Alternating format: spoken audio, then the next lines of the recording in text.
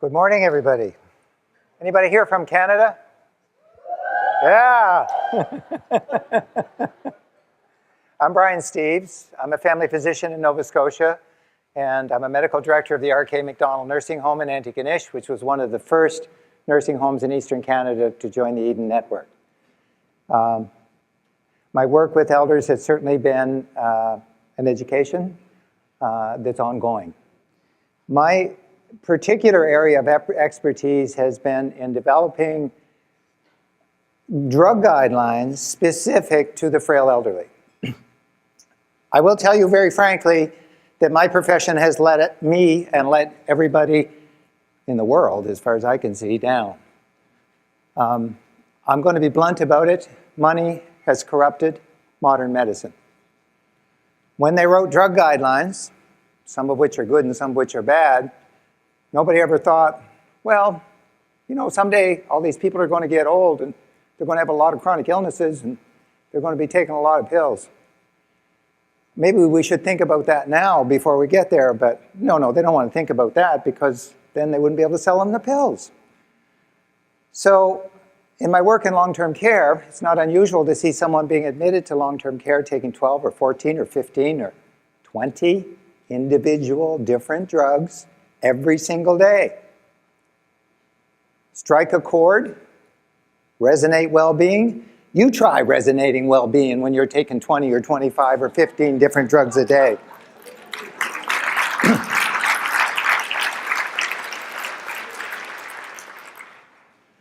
So these drugs have been, I've been in practice for over 40 years as a family doctor. When I started back in the early 70s, I never wrote a prescription for 15 different drugs for a frail old person, ever.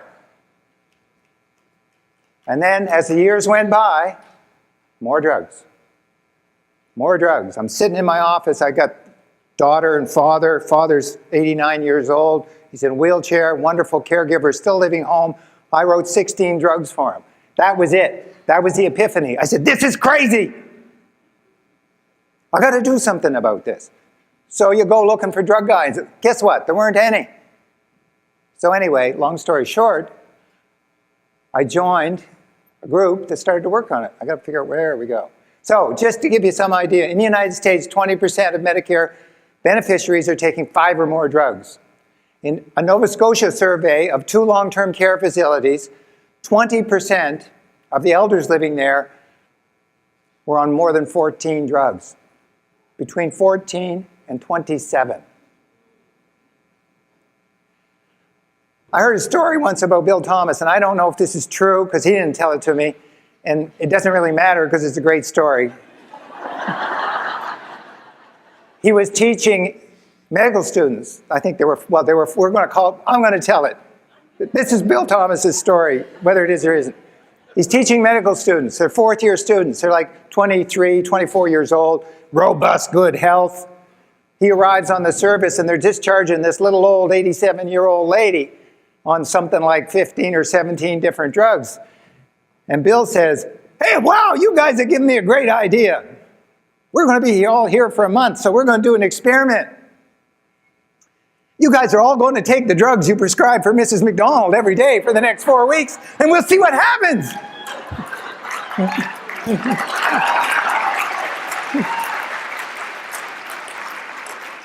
So the medical students, like stunned silence. Like, is this guy crazy? Yeah, he probably was, but. So nobody says anything. And then finally, one of them gets the nerve up to say, oh, Dr. Thomas, we can't do that. And he says, why not? Well, if we take all those pills, we'll get sick.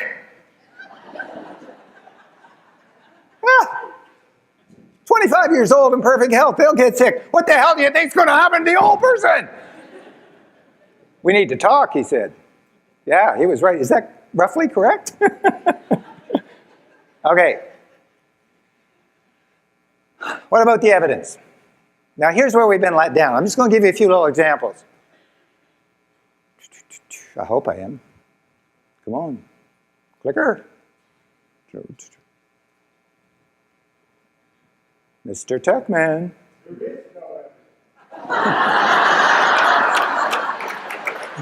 There you go. Actually, that's pretty close to the truth. My clicker stopped working. It's not doing anything. Oh, no, there we go. Okay, elders living in long-term care are systematically excluded from drug trials, period. So there is no drug trial out there, random control trial, which is the gold standard, that includes elders living in long-term care. If somebody sees, oh, that address is a nursing home, go get that woman out of there. We don't want her in our drug trial. The most important predictors of adverse drug reactions are these two things. The number of drugs you take and advancing age. That combination is lethal. You can't take more than 4 or 5 drugs and not get an adverse drug reaction of some type, even as a younger person. 47% of the American Heart Association's guidelines are based on weak evidence. Do you know what weak evidence is? My opinion as an expert. Sitting around a table or somebody sliding an envelope across the table, it's got a whole bunch of $100 American bills in it. You know where that's coming from. I'm not supposed to say stuff like this, am I? What about the evidence for commonly used targets? Okay, everybody that works in healthcare, takes blood pressures, knows that the target is 140 or 90, over 90 or less. If we look at the very finest New England Medical Journal, Archives of Internal Medicine, British Medical Journal articles on blood pressure, there is not one that's ever been published that shows benefit of having your pressure that low. There is evidence for younger people, because there's none for older people, that if your blood pressure is above 160, it's bad for you. So 2 studies have gone head-to-head. Blood pressure 140 to 160 versus less than 140, which is the guideline that's been burnt into our brains. No benefit. It takes 1 or 2 more drugs to get from 165 to 135. Sorry, the 4 to 7. This is the only country in the world that still uses those weird system that the British developed. They don't even use it anymore. But anyway, I don't know what your blood sugar things are, but this would be the equivalent in the metric system. What is it, 90 to 110 or 120? Okay. We all know that that's our target, all right? So, no clinically meaningful benefit. But the studies, again, from reputable articles, show that tight control of type 2 diabetes, meaning getting down to that 490 to 110, 120, increases fatal MIs, increases all-cause mortalities. Sounds like a good selling point, eh? They should put that on the bottle, right? Take this and you can die sooner. Well, oops, we went one too far. Come back. While at times it can be difficult to see the benefits for elders, the same is not true for the risks. Low blood sugar, low blood pressure are bad for you. Because low blood sugar, if you're being treated for diabetes with pills or with insulin, and you miss a meal, you can get hypoglycemic and you can fall down and you can hurt yourself. Additionally, older people don't get the same signs of low blood sugar that younger people do because their autonomic nervous system is not working quite the same way. So they can get low blood sugar of 2 or 3, which like in your system might be like 30, 40, and not be totally unaware of it. But until they stand up and go to walk and they fall down, break their hip, bang their head, get a brain hemorrhage. You know, that kind of stuff, right? In my home, the R.K. McDonald, when we first wrote the hypertension guidelines, we took the one part of the house and looked at how many people are being treated for high blood pressure. There were 44 in one house. And 24 of those people had a sitting blood pressure of less than 140, in other words, too low. Those people, over half of the people in my nursing home were being overtreated for blood pressure. That puts them at risk of a drop in blood pressure when they stand up, a fall, a fracture, a brain injury. We're spending money to make them sick. Wow. Does it make me mad? You know, so here's the things that happen when you take these. Loss of appetite, nausea. This is a slow clicker. Constipation, muscle aching, weakness, impaired cognition, impaired balance, increased hospitalizations, longer lengths of stay when you're admitted to hospital. That's the side effects I've given people. That's just a start. It goes on and on. All right, what can be done? All right, here's an example. There's a geriatrician in Israel, his name is Doran Garfinkel, who has been one of the world leaders in this kind of work. Doran did a study of 70 elders living at home, being cared for mostly by their families. Mean age 82. He reduced their drug load in one fell swoop. You know, he assessed the elder, spoke to them and their family, their caregivers, and said, in one fell swoop, we're taking all these drugs away. We're going to see what happens. 88% of their elders and caregivers reported global improvements in health as a result of stopping over half of the drugs that they were taking.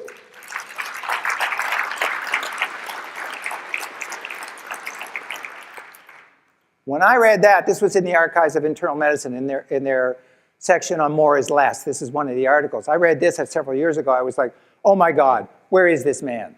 So we tracked him down. We had him in Halifax last year for 2 days to help us do some work. It was great.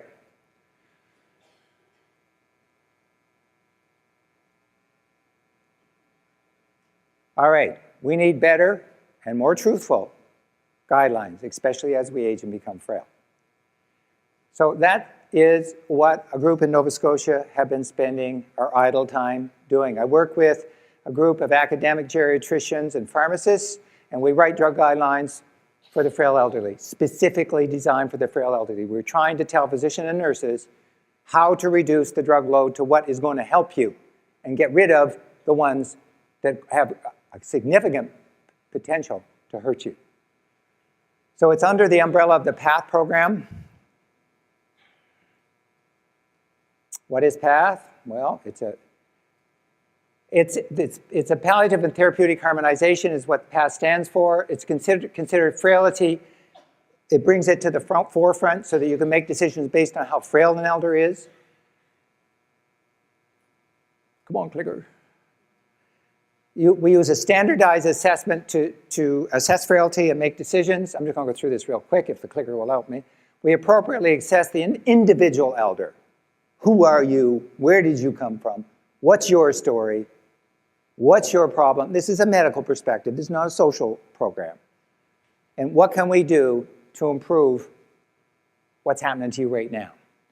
We communicate the story of frailty and the expectations of what this means for medical interventions to the elder themselves and the family so that they can make what we always call informed decisions. But you can only make an informed decision if somebody tells you what the hell's going on. Last week I was in Halifax, and 2 people were set to have valves inserted in their heart. One was 90 and one was 88. Both had moderate dementia. And it's crazy because one of them doesn't even have any shortness of breath. But they had imaging and echoes and all these invasive procedures, and then they asked PATH to come in and have a look at them. So when we talked to the families, they said no, and told them what the risks were and what the alternatives were. They said, oh no, we're going home. Mom doesn't need that. Okay, and then we train healthcare teams in how to recognize frailty and treat people better. So, PATH outcomes, just to give you a quick little example of what happens sometimes. Where are you? Okay. In the first 100 patients, and there's now been over 500 go through this program. In the first 100, a lot of them were already admitted to hospital. They were going to have surgery, cardiac bypass surgery. They were going to have cancers removed. They were going to have all kinds of things done. And when the elder and their family were fully informed of how risky this was, and what the alternatives to that risky medical intervention was, they turned them down, signed themselves out of hospital, and went home. 75% of them. They made informed decisions. When we are old and frail, we are much more vulnerable to the adverse effects of medicine, of medical tests, colonoscopies, cardiac catheterization, and definitely of anesthetics and surgery. I often tell the story of the man, and this is a tragic story. He had moderate advanced Alzheimer's disease, He lived at home with his wife, who was one of those gifted caregivers who, you know, they had a good life. They went for walks. They went out to dinner once in a while. They still had a sex life. I mean, they were, you know, really happy. They were having a pretty good life, all things considered.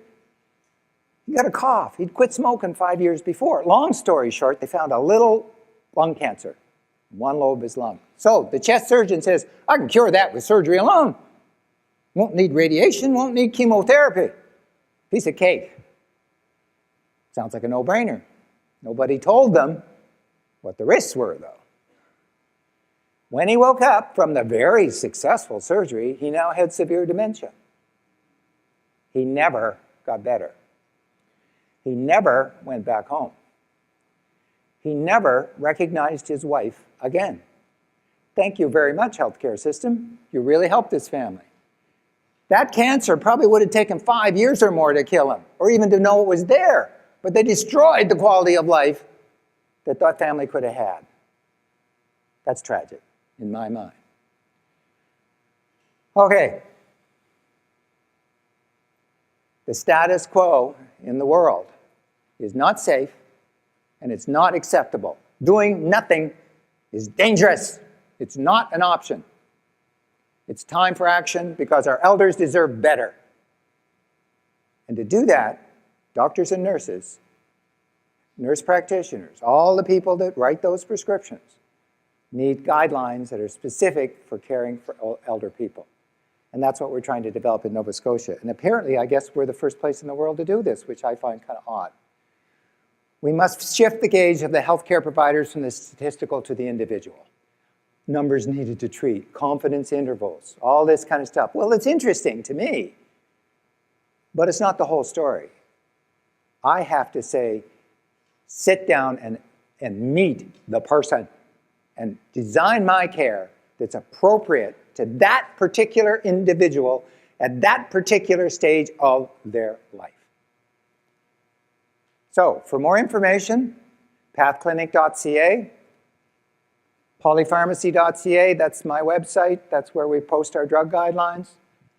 And we work in hand with the academic detailing service.ca, which is an independent academic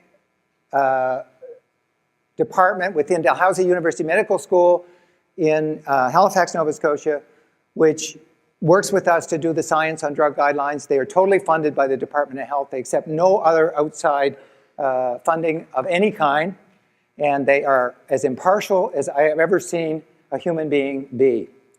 Anyway, this is the beginning. We make progress every month, and we're just going to keep doing this until we change the world. Thank you very much.